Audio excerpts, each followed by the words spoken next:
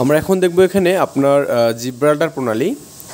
এই জিব্রাল্টার প্রণালী অ্যাকচুয়ালি আপনার এখানে এই দিকে উপরের দিকে আছে আপনার ইউরোপ মহাদেশ এবং নিচের দিকে আছে আপনার আফ্রিকা। ওকে, তাহলে এই জিব্রাল্টার প্রণালী অ্যাকচুয়ালি আপনার ইউরোপ মহাদেশ এবং আফ্রিকা মহাদেশকে পৃথক করেছে। আর এই জিব্রাল্টার প্রণালীর অ্যাকচুয়ালি এই দিকটা হচ্ছে উত্তর আটলান্টিক মহাসাগর এবং এইদিকে আছে ভূমধ্যসাগর। এখানে তাহলে ভূমধ্যসাগর এবং উত্তর আটলান্টিক মহাসাগরকে যুক্ত করেছে।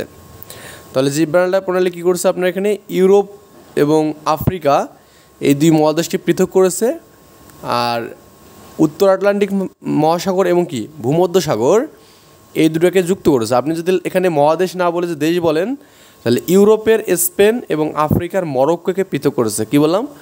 ইউরোপের স্পেন এবং আফ্রিকার মরক্কোকে পৃথক করেছে।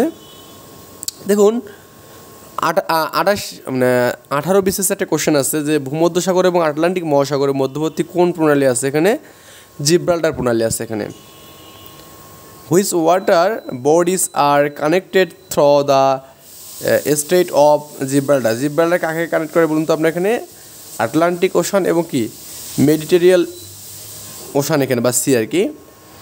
আফ্রিকাকে স্পেন থেকে পৃথক করে কি বা ইউরোপ থেকে বলতে পারেন। এখানে জিব্রাল্টার প্রণালী এখানে পৃথক করে। কোন প্রণালী আফ্রিকা মহাদেশকে ইউরোপ থেকে পৃথক করে? এটা হচ্ছে আপনার জিব্রাল্টার। এটা কিন্তু পরীক্ষা আসছে বেশ কয়েকবার, বুঝছেন ব্যাপারটা? খুবই ইম্পর্টেন্ট একটা টপিক ছিল।